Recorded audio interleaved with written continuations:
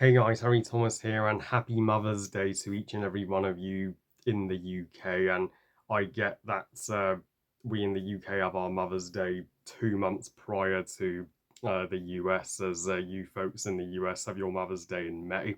But yeah, I hope you have the most wonderful day with your mothers, or if you are a mother yourself, or you deserve the best day too. And since everybody is ranking the best picture nominees at the uh, 2024 Academy Awards, I thought, well, it I'm missing out if I don't, because I certainly have some thoughts to share on each of the nominees. So, without further ado, if you want to know my ranking of the Best Picture nominees, even though uh, it's easier to uh, know what my number one pick is going to be, then just keep watching.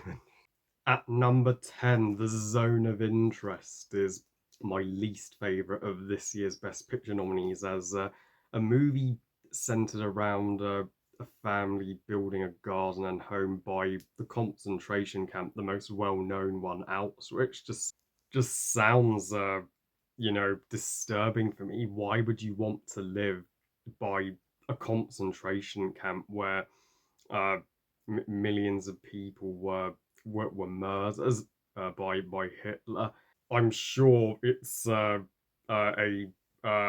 complete art house movie, which is why it was nominated. But even so, it's just that doesn't mean it's a movie that I'm going to want to see again and again. At number 9, Anatomy of a Fool, and now uh, I know this movie focuses on a woman. She is the number one suspect in her husband's murder, and their blind son, he's a witness. Such a uh, uh, extraordinary and moving performance by the lead actress, of course, but it's not exactly that cheery. And why would anybody think such an innocent woman would ever uh, murder her own husband? And plus, Anatomy of a Fool did not deserve Best Original Screenplay over Barbie. No, no way. The screenwriters of Anatomy of a Fool, sure, they did their best, but they are no Greta Gerwig or Noah Baumbach. At number 8, a Netflix released a Best Picture nominee, which is a rare thing, but Maestro, in which Bradley Cooper and Katie Mulligan do shine, as we see a conductor and the relationship with this actress. And uh, yeah, it is special that a Netflix movie got nominated for the most significant awards. But and it is more light-hearted than the previous two movies I mentioned. At number 7, Past Lives, and this is one of the more wholesome Best Picture nominees this year, telling the story of a female and male friendship, not a romance. And of course, the lead female's family in the movie are from South Korea, so this is like the good version of Wish Dragon. Can I relate to this movie? Absolutely, because I have numerous female friends, and that's I am not romantically involved in.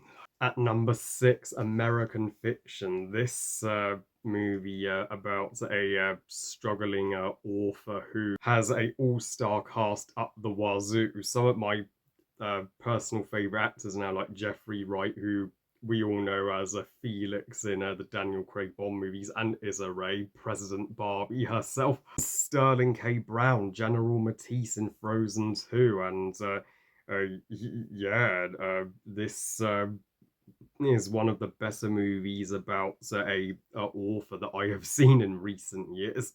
At number 5, we now come to the top 5 Best Picture nominees, The Holdovers, and yeah, this is uh, well, straight up a Paul Giamatti's finest hour. He has come a long way since the days of Paul Giamatti and Tim Burton's Ape Shit. Seeing this tutor taking a handful of students with nowhere to go, and then forming a bond with one of them and a lady who lost her son to the Vietnam War is a real inspirational story about how we rise by lifting others. And yeah, my godmother, I know that she seems eager to watch this movie when she hears about it. At number four, a movie that I wouldn't have mind seeing on my birthday last year, but was put off by its uh,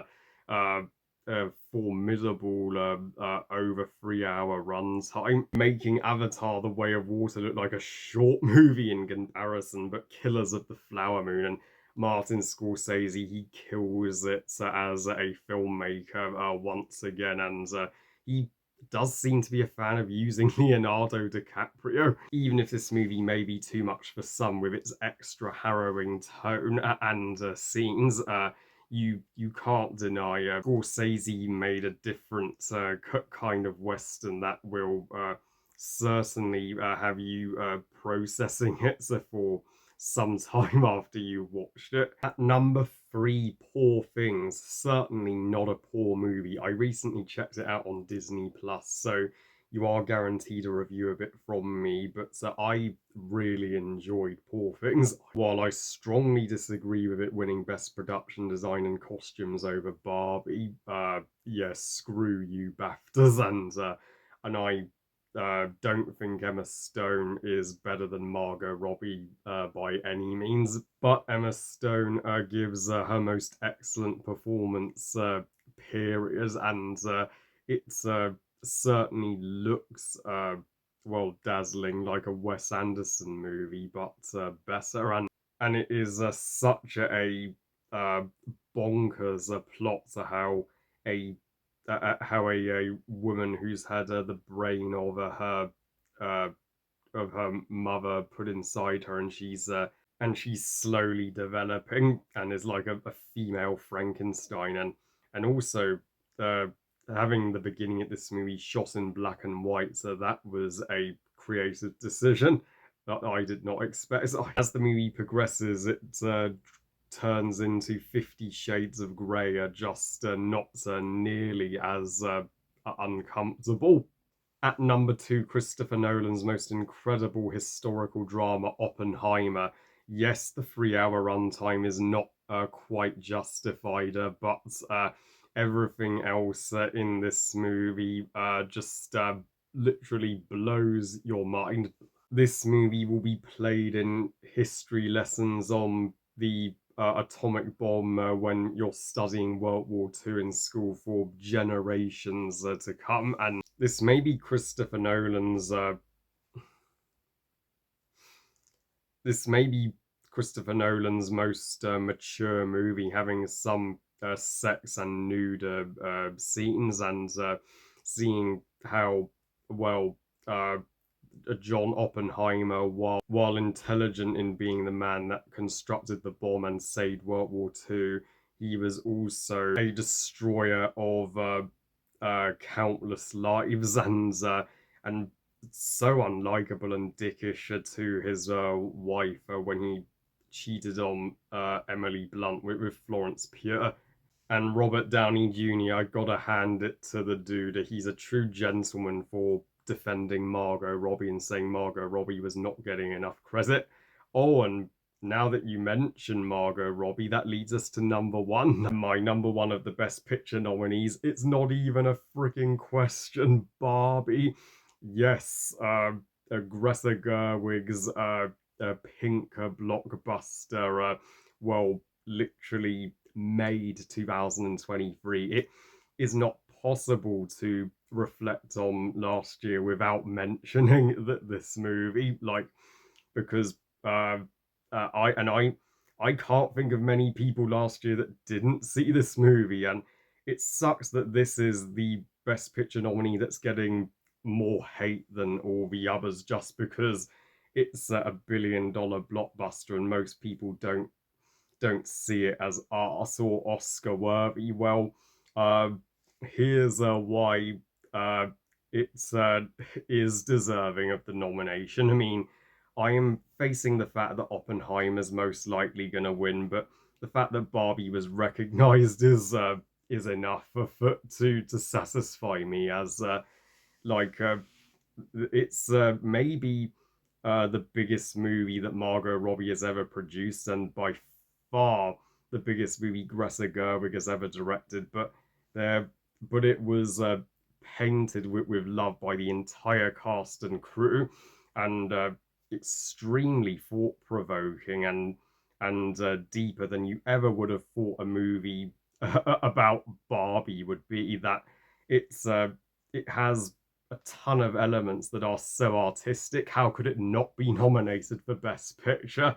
How many blockbusters like Barbie have we had? Literally, we don't get movies like this every day, and it will go down in history as a historical cinematic event. It's more than a movie. Like everybody will look back on it as the movie that brought everybody back to the cinema after the COVID pandemic wearing pink. Yes, what other movie has gotten us to wear a certain color to go to the happiest place on earth, as Margot Robbie says, the movies, and uh, triple screw the people that are calling Margot Robbie and Greta Gerwig overrated, and triple screw the people who are defending the Academy's decision to snub Margot and Greta, because they were both completely and utterly robbed. I'm not going to change my mind about that. And they should make more movies together. Please, Margot, get Greta to direct more of your movies that you produce, and see if you can make something that just as successful, if not one that tops Barbie. Yeah, so a movie with my favorite movie star and director. It's a could not have been more perfect. Literally, the first time I saw this movie in July 2023, I walked out going, "Holy fuck, that was bloody perfect." I have never seen another movie in cinemas 4 times before, and I've now seen this movie 11 times, I and I cannot wait to show this to my future daughter someday and watch it with my future girlfriend and just cheer uh, uh, the Barbies and the women on. And plus, I can you think of a movie with a more electrifying soundtrack in the 2020s than Barbie? So yeah, I'm proud to call Barbie the best of the Best Picture nominees 2024, and I know I'm the only one on the planet that may uh, put it above Oppenheimer, but I'm being ambitious and bold. So yeah, that was my predictable ranking of the Best Picture nominees. But yeah, boy, I can't wait to continue the Harry Awards very soon, because yeah, this year's Harry Awards will be a slightly longer one than most, because last year was just that special a year and significant in film. Well, I love you guys. Thank you for watching. I hope you guys enjoyed this ranking. What are your ranking of the Best Picture nominees? Who is your pick to win? Who are you rooting for? Please comment and let me know. Please like this video and subscribe. Please follow on Twitter and Instagram, and I'll see you next time. And remember, movies are us. Bye, guys.